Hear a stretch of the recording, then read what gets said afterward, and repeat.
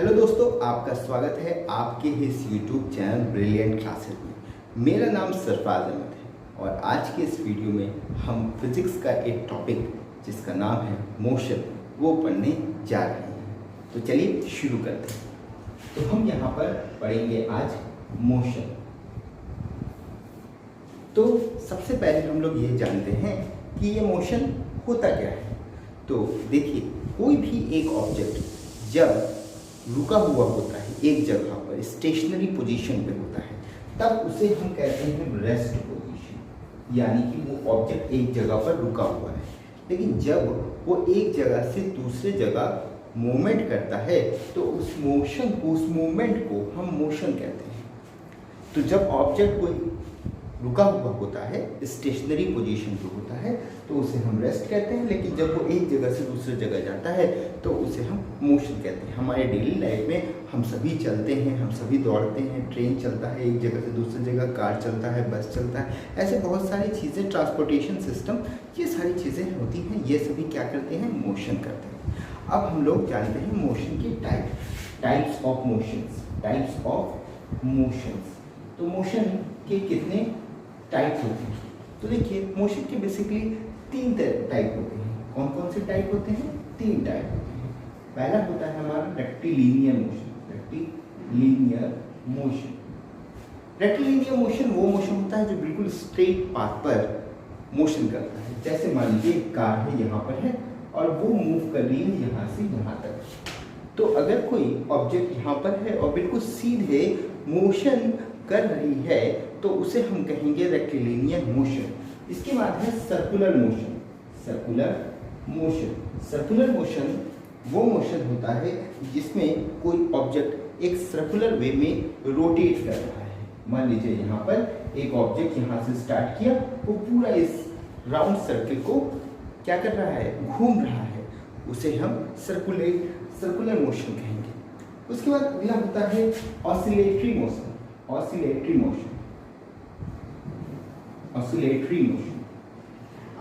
Motion वो motion होते हैं जो कोई एक ऑब्जेक्ट बैक एंड फोर्थ यानी आगे और पीछे मूवमेंट करता है। ऐसे मोशन को हम ऑसिलेटरी मोशन करते हैं। मान लीजिए यहाँ पर मैंने किसी पे, ये एक वॉल है, यहाँ पे हमने किसी एक ऑब्जेक्ट को लटका दिया, ठीक है। तो ये जो ऑब्जेक्ट है, जब हम इसको यहाँ पर पकड़ करके छोड़ेंगे, यहाँ पे पकड़ करके छोड़ेंगे, इस ऑब्जेक्ट को यहाँ से पकड़ के छोड़ेंगे, तो ये यहाँ पे पहले जाएगा, फिर यहाँ पे आएगा और फिर यहाँ पे जाएगा। तो इस तरह से बैक एंड फोर्थ यानी आगे और पीछे मूवमेंट होगा। इसी मूवमेंट को हम क्या कहते हैं, ऑसिलेटरी मोशन। यहाँ पर आप देख सकते हैं कि जब भी हम ऑसिलेटरी मोशन जब करते हैं तो जितनी दूर छोड़ करके, जब इस ऑब्जेक्ट को छोड़ते हैं तो उतनी दूर ये बैक एंड फ्लो मोशन करता है। तो जितना ज़्यादा ये बैक एंड फ्लो मूवमेंट करता है उसे हम उसका क्या कहते हैं, एम्पलीट्यूड कहते हैं। लेकिन कम दूरी से करेंगे तो उसका एम्पलीट्यूड क्या होगा, कम होगा, और जब उसका एम्पलीट्यूड कम होगा उसे हम कहते हैं वाइब्रेशन। अब हम लोग मोशन के आयाम के बारे में जानते हैं। आयाम यानी कि डायमेंशंस के बारे में बात करें। अगर हम डायमेंशंस के बारे में बात करें तो 3 तरीके के डायमेंशंस ऑफ मोशंस होते हैं। पहला होता है वन डायमेंशनल मोशन। क्या होता है? One dimensional motion.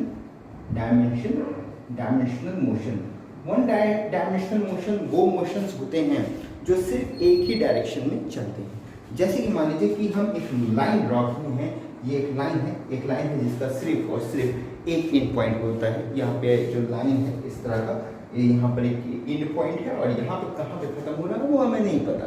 तो यहाँ पर सिर्फ एक ही डायरेक्शन हमको मिल रहा है ना। आपने शायद लाइन सेगमेंट ये सारी चीज़ें पढ़ा है, रे पढ़ा है। तो अगर लाइन है तो ये दोनों तरफ से एक्सटेंड होगा, तो एक ही डायरेक्शन में, यूनिट डायरेक्शन से चल रहा है, चाहे इधर से जाएगा चाहे इधर से जाएगा, दोनों तरफ से, या तो आगे जाएगा या तो पीछे जाएगा। तो जा कहाँ रहा है, एक ही डायरेक्शन में जा रहा है। जहाँ पर कोई ऑब्जेक्ट सिर्फ एक ही डायरेक्शन में जाए उसे हम कहते हैं, क्या कहते हैं, वन डायमेंशनल मोशन। उसके बाद दूसरा है 2 डायमेंशनल मोशन। क्या होता है? Two dimensional motion. Two dimensional motion, two dimensional motion क्या होता है? टू डायमेंशनल मोशन वो मोशंस होते हैं जो दो डायरेक्शंस में चलते हैं। टू डायमेंशनल मोशन क्या होता है? दो डायरेक्शन। जैसे हम सभी रोड पर चलते हैं तो रोड क्या है? प्लेन है, प्लेन। एक प्लेन सरफेस पे जैसे कार जा रही है, स्कूटर जा रही है, जो भी जा रही है, एक प्लेन सरफेस पे जा रही है। तो प्लेन सरफेस पे जो भी मोशन हो रहा है वो दो डायरेक्शन में हो रहा है, दो डायरेक्शन। ओके, तो ये जो दो डायरेक्शन है इसीलिए इसे हम टू डायमेंशनल मोशन कहते हैं। और तीसरा हमारे पास है three dimensional motion. Three dimensional motion, three dimensional motion. Three dimensional motion वो मोशन होता है जो तीन डायरेक्शन में चलते हैं। जैसे कोई एस्ट्रोनॉट्स है जो स्पेस में जाता है, तो स्पेस में तीन डायरेक्शन में मोशन हो रहा है, थ्री डायरेक्शन में मोशन हो रहा है, इसलिए इसे हम कहेंगे थ्री डायमेंशनल मोशन। अब यहाँ पर हम मोशन से रिलेटेड कुछ टर्म्स के बारे में बात कर लेते हैं। चलिए, कुछ टर्म्स जो हैं वो मोशन से रिलेटेड हैं, उनके बारे में हम लोग जानते हैं। सबसे पहला जो हमारा टर्म है वो हमारा है रिफरेंस पॉइंट। क्या है हमारा? Reference point. अब ये रिफरेंस पॉइंट क्या होता है? देखिए, जहाँ पर हमारा जो डिस्टेंस, हमारा जो स्पीड होती है, जिस मोशन की जो पोजीशन होती है, जिस पोजीशन पे चेंज होती है, वो जो पॉइंट होता है जहाँ से हमारा मोशन बदल रहा है उसे हम कहते हैं रेफरेंस पॉइंट। वो पोजीशन जहाँ से हमारा मोशन चेंज होता है उसे हम क्या कहते हैं? Reference point. उसके बाद हमारा होता है पाथ। दूसरा हमारा है कि जो टोटल हमारा पाथ है वो पाथ को भी हम काउंट कर सकते हैं। जो हमारा पाथ है उसको भी हम काउंट कर रहे हैं, यानी कि जो पाथ है उसकी डिस्टेंस, यानी कि जो हमारा इनिशियल पोजीशन है, जो इनिशियल पोजीशन जहाँ से स्टार्ट हो रहा है और जहाँ पे ख़त्म हो रहा है उसे हम कह सकते हैं पाथ लेंथ। क्या कहते हैं?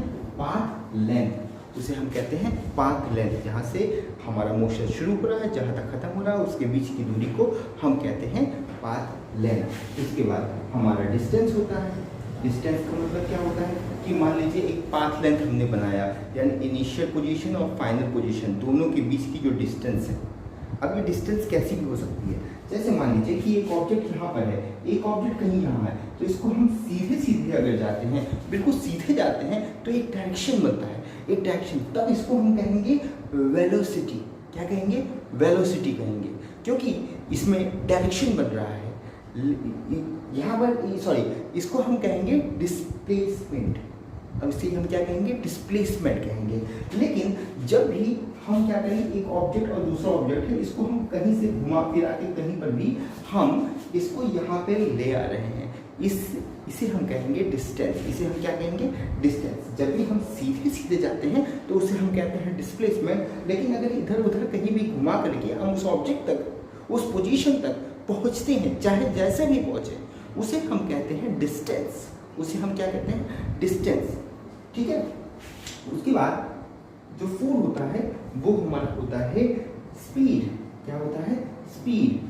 स्पीड क्या होता है? स्पीड होता है rate of change of the position of an object. यानी कि जब भी हम समय को या चेंज करेंगे या इस समय को कम करेंगे तो हमारा डिस्टेंस जल्दी से, यानी कि अगर हम यहाँ पर अगर डिस्टेंस और टाइम, अगर रेट ऑफ चेंज की बात करें, यानी टाइम और डिस्टेंस दोनों की, ये दोनों जो है इन्वर्सली प्रोपोर्शनल है। अब यहाँ पर क्या है कि जब हम स्पीड को बढ़ाएंगे, ठीक है, तो टाइम क्या लगेगा? कम लगेगा, है ना। डिस्टेंस तो उतना ही रहेगा, डिस्टेंस तो कांस्टेंट है। डिस्टेंस क्या है हमारा? कांस्टेंट है कि हमें इतनी दूरी जाना है, 12 किलोमीटर जाना है, तो 12 किलोमीटर आराम से चले जाएंगे। लेकिन यहाँ पर स्पीड को अगर आप कम करेंगे, जैसे कि हमको पता है स्पीड जो है वो इन्वर्सली प्रोपोर्शनल होता है टाइम के, यानी स्पीड को हम घटाएंगे तो टाइम हमारा क्या होगा? स्पीड को अगर हम घटाएंगे तो टाइम हमारा ज़्यादा लगेगा और स्पीड को बढ़ाएंगे तो टाइम हमारा कम लगेगा। इसीलिए हम कह सकते हैं कि जो स्पीड है और टाइम है वो दोनों इन्वर्सली प्रोपोर्शनल है। अब जैसे कि हम बोल सकते हैं कि इस एस प्रोपोर्शनल 1/t, तो अब यहाँ पर हमें इस प्रोपोर्शनल की जगह इक्वल्स टू अगर यूज़ करना होगा तो हमें कांस्टेंट का यूज़ करेंगे जो कि हमारा डिस्टेंस है। तो हमें S equals to D upon T बोल सकते हैं, S equals to D upon T बोल सकते हैं। तो यही हमारा स्पीड है, rate of change of the position, rate of the change of the time according to change the position. तो इस तरह से हम कह सकते हैं कि जब भी समय चेंज होगा, समय जैसे आगे बढ़ेगा तो उसी हिसाब से हम पोजीशन भी हमारा चेंज होगा, हम उसके डिस्टेंस को आसानी से कवर कर सकते हैं। तो ये तो हमारा हो गया speed equals to distance upon time. अब हम लोग जानते हैं कि ये जो हमारा मोशन है, जो स्पीड है, वो कितने तरह की होता है। कि अगर हम स्पीड की बात करें तो एक होता है हमारा यूनिफॉर्म स्पीड होता है, यूनिफॉर्म स्पीड, ठीक है। यूनिफॉर्म स्पीड में क्या होता है कि हमारा जो इक्वल डिस्टेंस होता है, हमारी जो डिस्टेंस जो होती हैं वो इक्वल होती हैं और उसी के हिसाब से हमारा इक्वल टाइम होता है।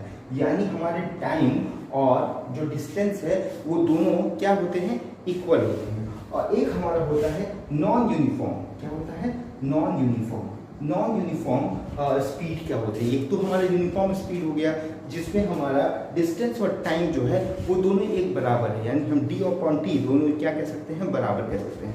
लेकिन एक हमारा होता है नॉन यूनिफॉर्म जिसमें हमारा जो डिस्टेंस होता है वो अनइक्वल होता है। डिस्टेंस क्या होता है हमारा, अनइक्वल, लेकिन जो टाइम होता है वो हमारा क्या होता है, इक्वल होता है। डिस्टेंस हमारा क्या होता है, अनइक्वल होता है, लेकिन टाइम हमारा क्या होता है, इक्वल होता है। डिस्टेंस अनइक्वल, टाइम इक्वल, तो हम इसे हम कह सकते हैं नॉन यूनिफॉर्म। क्या कह सकते हैं, नॉन यूनिफॉर्म। अब तो ये हो गया हमारा speed, uniform motion, uniform speed और नॉन यूनिफॉर्म स्पीड, ठीक है। इसी तरह एक हमारा होता है एवरेज स्पीड। क्या होता है, एवरेज स्पीड। अब एवरेज स्पीड में क्या होता है, total number of distance upon total number of time, total number of distance upon total number of time. तो हम बोल सकते हैं एस, अब यहाँ पे हम एवरेज स्पीड हम निकालना चाहते हैं तो हम क्या करेंगे, टोटल डिस्टेंस कर लेंगे, टोटल टाइम कर लेंगे, दोनों को डिवाइड कर देंगे, आंसर हमारा आ जाएगा। तो इस तरह से हम एवरेज स्पीड निकाल सकते हैं। चलिए, अभी मैं यहाँ पर आपको बता रहा था कि डिस्टेंस और डिस्प्लेसमेंट में क्या डिफरेंस होता है। तो देखिए, जो डिस्टेंस होता है यहाँ से यहाँ तक की पोजीशन को तय करने के लिए वो कोई भी रास्ते को ढूंढ सकता है, ठीक है। तो हम यहाँ पे हम बोल सकते हैं कि ये कोई ऐसा रास्ता जहाँ पर कोई एक ऑब्जेक्ट दूसरे पोजीशन तक पहुँच रहा है उसे हम डिस्टेंस कहेंगे। लेकिन जो शॉर्टेस्ट डिस्टेंस होता है, जो छोटा डिस्टेंस होगा उसे हम डिस्प्लेसमेंट बोलेंगे। उसे हम क्या बोलेंगे, डिस्प्लेसमेंट बोलेंगे, उसे हम डिस्प्लेसमेंट बोलेंगे। तो डिस्प्लेसमेंट हम बोल सकते हैं कि जो डिस्प्लेसमेंट का मैग्नीट्यूड होगा, जो डिस्प्लेसमेंट का मैग्नीट्यूड हो सकता है वो 0 हो, लेकिन अगर हम एक पोजीशन से दूसरे पोजीशन जो कॉरस्पॉन्डिंग मैग्नीट्यूड होगा वो कभी भी 0 नहीं होगा। ये इसको आप ध्यान रखिए। जो डिस्प्लेसमेंट किसी एक ऑब्जेक्ट का होता है, क्योंकि हम कह सकते हैं कि जो शॉर्टेस्ट डिस्टेंस है किसी एक ऑब्जेक्ट का दूसरे ऑब्जेक्ट तक जाने में वो आपका शॉर्टेस्ट होगा, क्योंकि जो शॉर्टेस्ट डिस्टेंस है उसे हम डिस्प्लेसमेंट कहते हैं। क्योंकि इसमें डायरेक्शन होता है इसलिए ये एक वेक्टर क्वांटिटी है, और जो डिस्टेंस होता है वो हमारा स्केलर क्वांटिटी है। स्केलर क्वांटिटी वो क्वांटिटी होती है जिसमें हमारा कोई डायरेक्शन नहीं होता है, जबकि हमारे पास जो डिस्प्लेसमेंट है यहाँ पे डायरेक्शन है, और जब भी डायरेक्शन होता है किसी क्वांटिटी में उसे हम कहते हैं वेक्टर क्वांटिटी।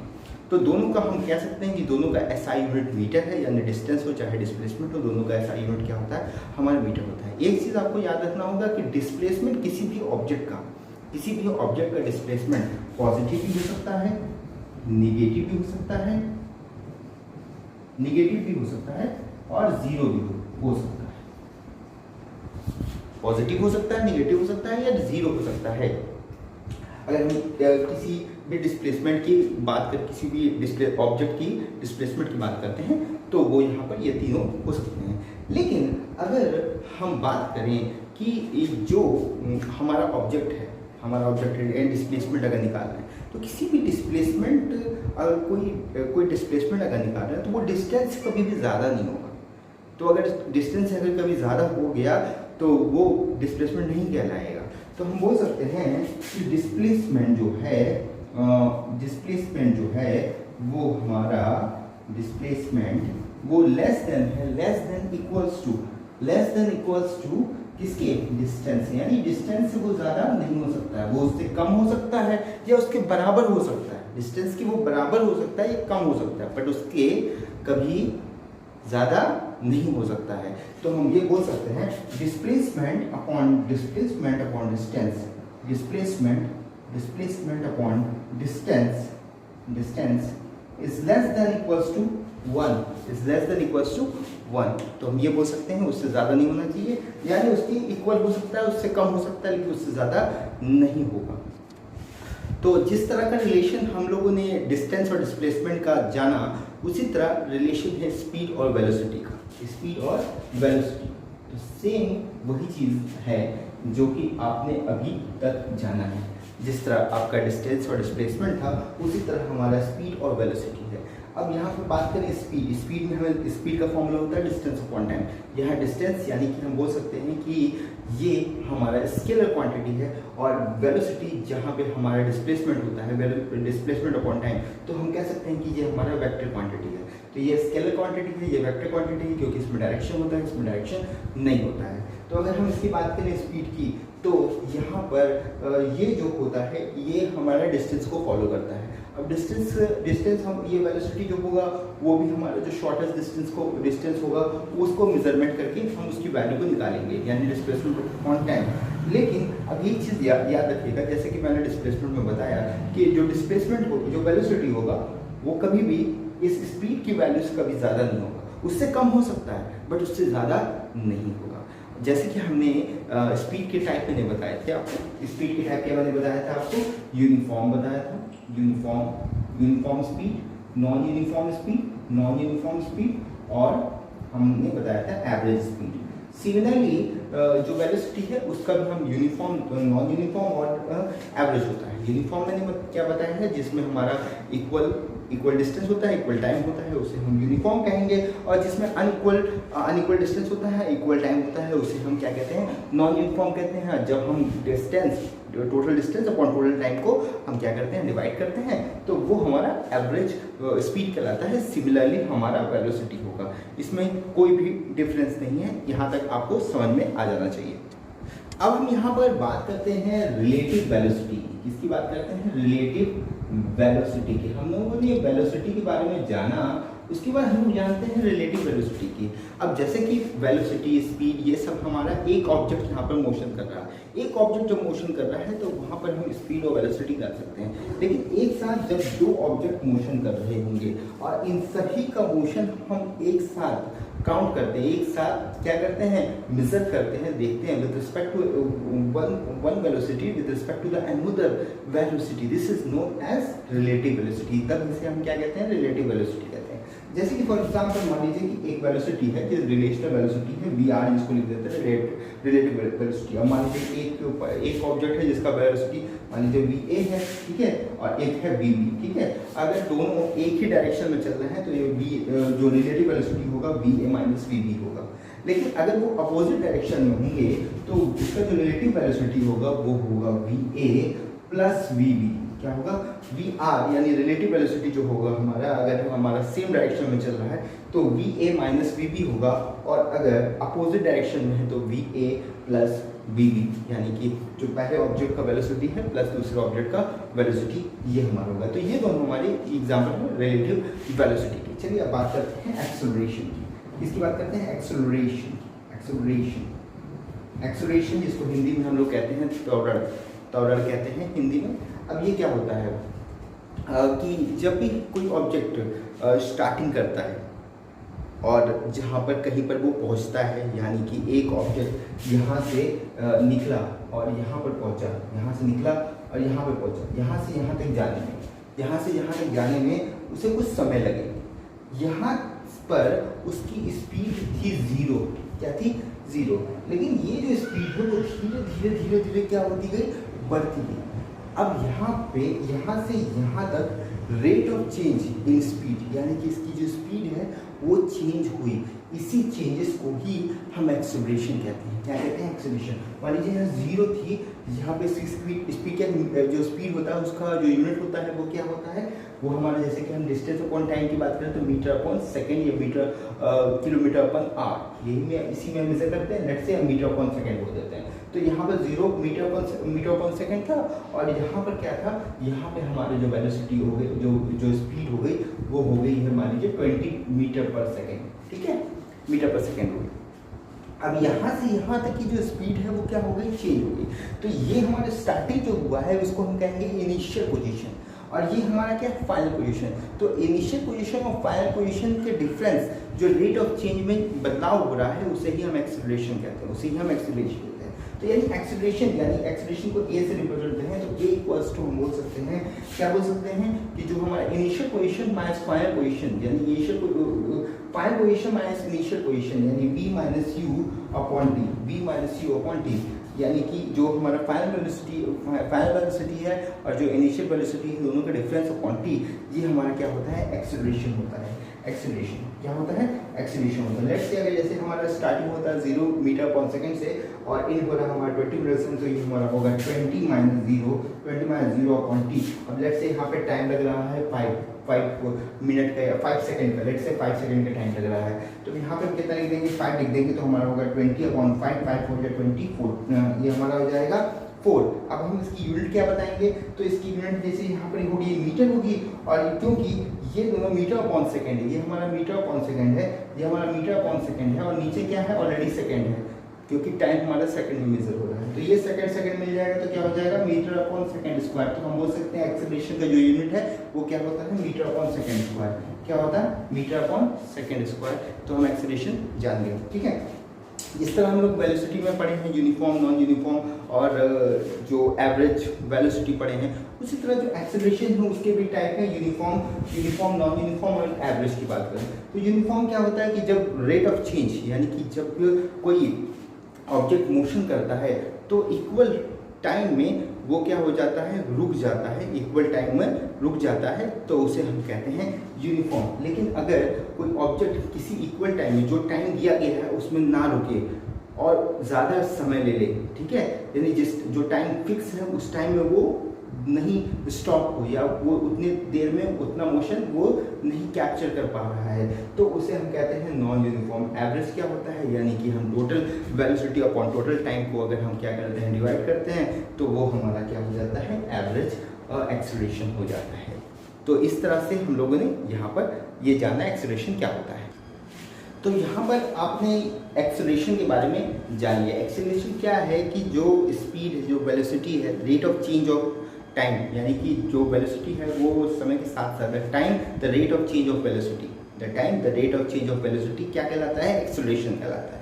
तो यहाँ पर जो हमारा ये ऑब्जेक्ट है, जैसे मान लीजिए कि हमारा एक ऑब्जेक्ट है जो कि हम यहाँ पर ड्रॉ कर रहे हैं, जैसे कि ये ऑब्जेक्ट है, ये बॉल है मान लीजिए, इसको हम यहाँ जब थ्रो करेंगे तो यहाँ पे आप देख सकते हैं कि इनिशियल पोजीशन 0 है और फाइनल पोजीशन क्या है, ज़्यादा है, यानी पॉजिटिव में है। तो जो rate of change of velocity वो क्या है, पॉजिटिव में है। तो हमने जैसे ही बताया था, जो डिस्प्लेसमेंट होता है वो इधर पॉजिटिव हो सकता है, निगेटिव हो सकता है, या जीरो हो सकता है। तो इस केस में हम देख सकते हैं कि जो rate of change of velocity है यहाँ पर ये पॉजिटिव में है, तो इसे हम कहते हैं एक्सेलरेशन। लेकिन जब इसका अपोजिट होता है, यानी जब नेगेटिव होता है, तो उसे हम कहते हैं रिटार्डेशन, यानी कि जब ऑब्जेक्ट नीचे आता है, तो जब नीचे आएगा तो क्या होगा, जो ऑब्जेक्ट का जो वेलोसिटी है वो डाउन होगा। तो जब डाउन होगा तो इसका वेलोसिटी गिरेगा और कम होगा। जब वेलोसिटी कम होगा, यानी फाइनल स्टेज जो होगा इनिशियल पोजीशन के हिसाब से इक्वल हो जाएगा, तो उसे हम कहते हैं रिटार्डेशन। क्या कहते हैं, रिटार्डेशन कहते हैं, रिटार्डेशन क्या कहते हैं हम लोग, रिटार्डेशन कहते हैं। तो देखिए, जब भी कोई ऑब्जेक्ट किसी एक पाथ पे मूव करता है, जब कोई ऑब्जेक्ट किसी एक पाथ पर मूव करता है, तो उसका डिस्टेंस,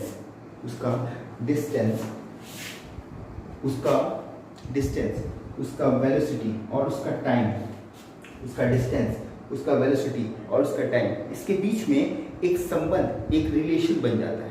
इसी रिलेशन को समझाने के लिए एक इक्वेशन बनाया जाता है, जिसे हम कहते हैं इक्वेशन ऑफ मोशन। क्या कहते हैं, equation of motion. Equation of motion, ये इक्वेशन ऑफ मोशन 3 तरीके के होते हैं। सबसे पहला जो हमारा फॉर्मूला है, क्या फॉर्मूला है कि एक्सेलरेशन का जो फॉर्मूला है, एक्सेलरेशन का फॉर्मूला क्या है, a = v - u / t। तो इसी से एक फॉर्मूला बना है, क्या बना है, v ये हमारा टी को इधर भेज दीजिए, तो ये A T equals to B minus U हो जाएगा, है ना। तो ये हो जाएगा B equals to U plus A T. ये हमारा पहला इक्वेशन हो गया, ये हमारा क्या हो गया, पहला इक्वेशन हो गया। फिर उसके बाद दूसरा इक्वेशन हमारा है S equals to U T plus half A T square. क्या है ये हमारा हाफ एस जो है हमारा डिस्टेंस है, यू हमारा क्या है इनिशियल वेलोसिटी है, टाइम टी हमारा टाइम है, ए हमारा एक्सेलरेशन है और यहाँ पे टी हमारा टाइम है ही।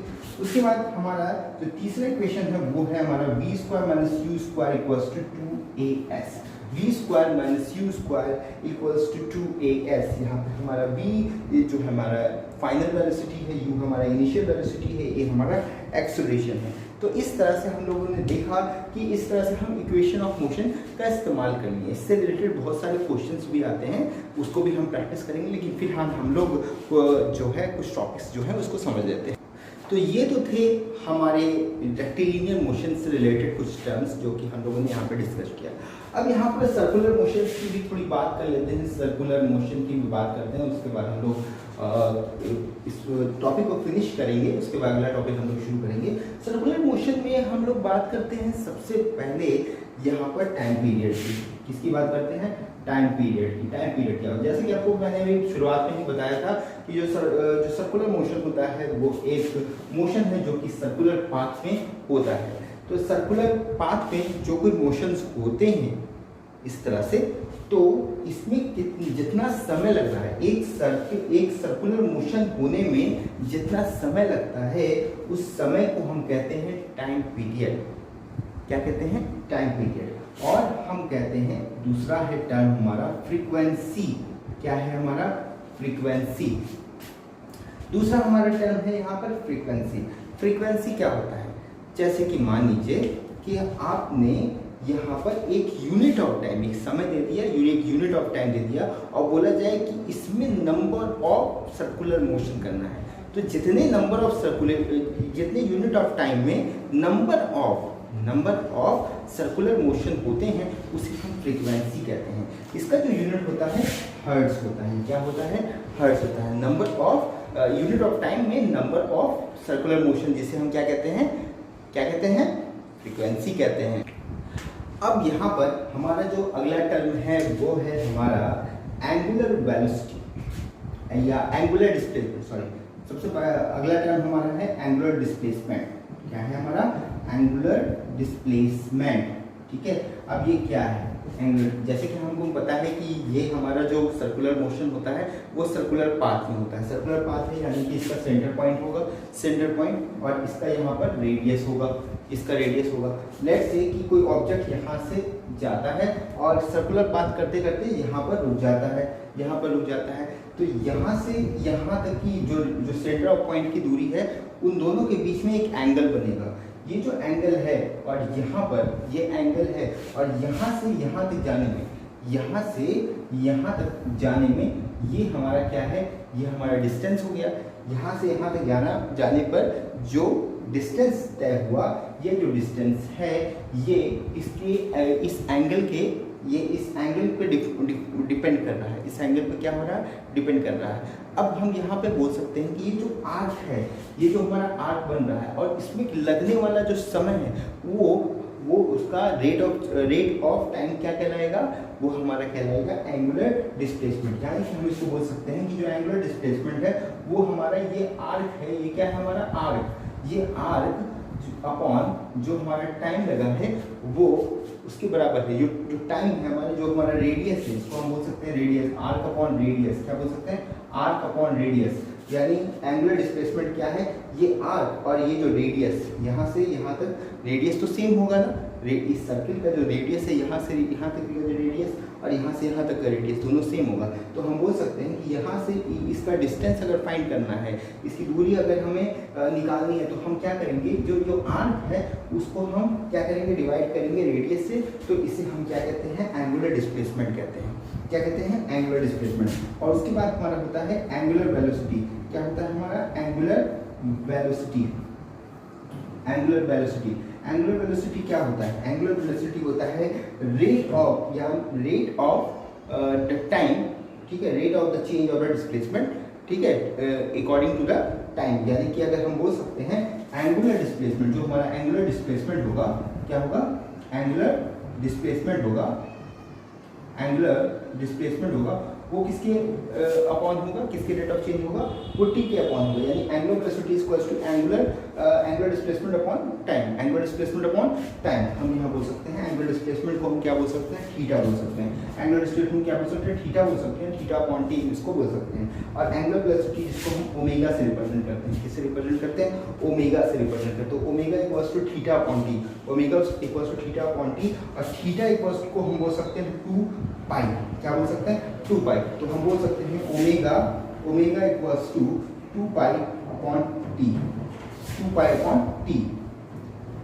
ठीक है, अब ये हमारा हो जाएगा, क्या हो जाएगा, अभी हम पाई है और 2 पाई टी, तो इसको हम क्या करेंगे, यहाँ पर हम बोल सकते हैं कि omega equals to 2 pi upon T, omega equals to क्या बोल सकते हैं, 2 पाई अपॉन टी। अब यहाँ पर पाई की वैल्यू हम यहाँ पे 180 पुट कर सकते हैं और इसको मल्टीप्लाई करके हम यहाँ टी से डिवाइड कर सकते हैं। तो इस तरह से हमारा एंगुलर वेलोसिटी निकल जाएगा। तो इसके बाद होता है हमारा एंगुलर एक्सेलरेशन। क्या होता है हमारा angular acceleration, angular acceleration, angular acceleration, angular acceleration क्या होता है, rate of change of angular velocity, rate of change of angular velocity, the time the rate of change of angular velocity is known as angular acceleration, angular acceleration. यानी कि जो angular velocity में जो बदलाव होता है, जो चेंज होता है, यहाँ से यहाँ तक जो डिस्टेंस गया, अब उसमें जो एंगुलर वेलोसिटी लगा होगा, उस एंगुलर वेलोसिटी में जो चेंज हो रहा है, यानी इनिशियल और फाइनल वेलोसिटी का डिफरेंस अपॉन टी, उसे हम क्या कहेंगे, एंगुलर एक्सेलरेशन कहेंगे। क्या कहेंगे उसे,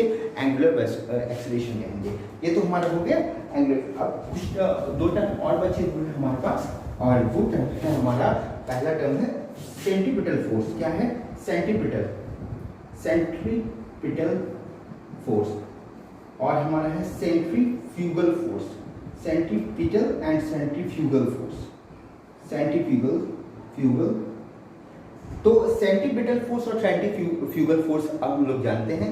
सेंट्रीपिटल फोर्स जैसा कि नाम से हो रहा है, यानी कि ये जो ऐसा मोशन जो हमारा सेंटर की तरफ, सेंटर, ये हमारा सेंटर ना, जो मोशन सेंटर की तरफ होता है, क्या होता है, सेंटर की तरफ जो मोशन, जैसे मान लीजिए एक ईटा ले लीजिए, यानी कि एक छोटा सा ये जो स्टोन ले लीजिए, उसको आप एक रस्सी से बांध दीजिए इस तरह से, और उसको हाथ में पकड़ के गोल गोल ऐसे ऐसे ऐसे ऐसे घुमाइए। जब आप घुमाएंगे तो इसके अंदर का जो आपका जो पत्थर है वो अंदर की तरफ फोर्स करेगा, यानी सेंटर की तरफ फोर्स करेगा, इस सेंटर की तरफ वो मोशन होगा, इसे हम कहते हैं सेंट्रीपिटल फोर्स। और इसी का अपोजिट जब बाहर की तरफ फोर्स हो, जब बाहर की तरफ मोशन करे, तो उसे हम कहते हैं सेंट्रीफ्यूगल फोर्स। तो इस तरह से सेंट्रीफ्यूगल फोर्स की मदद से ही हम लोग लस्सी बनाते हैं, दही से लस्सी, आपने अक्सर देखा होगा, दही से लस्सी बनाते हैं, ऐसे ऐसे बनते हैं। तो इस तरह के जो मोशन से हमारा लस्सी बनता है। तो आपको आशा है कि आपको समझ में आ गया ये पूरा वीडियो, जहाँ पे हम लोगों ने मोशन के बारे में डिस्कस किया। हम लोगों ने सारी बातें तो डिस्कस नहीं की, लेकिन जो जनरल चीज़ें हैं वो हम लोगों ने सारी चीज़ें डिस्कस कर ली हैं। कुछ अगर सजेशन होगा या सुझाव होगा वो आप यहाँ पर नीचे कमेंट सेक्शन में कर सकते हैं। साथ ही आपको ये वीडियो पैसा लगा, अगर आपको वीडियो पसंद हो तो इस वीडियो को लाइक कीजिएगा, अपने सभी शेयर कीजिएगा। मैं हूँ आपका दोस्त मिलूंगा वीडियो के साथ, ताकि अपना बहुत ख्याल रखिएगा। जय हिंद, वंदे मातरम।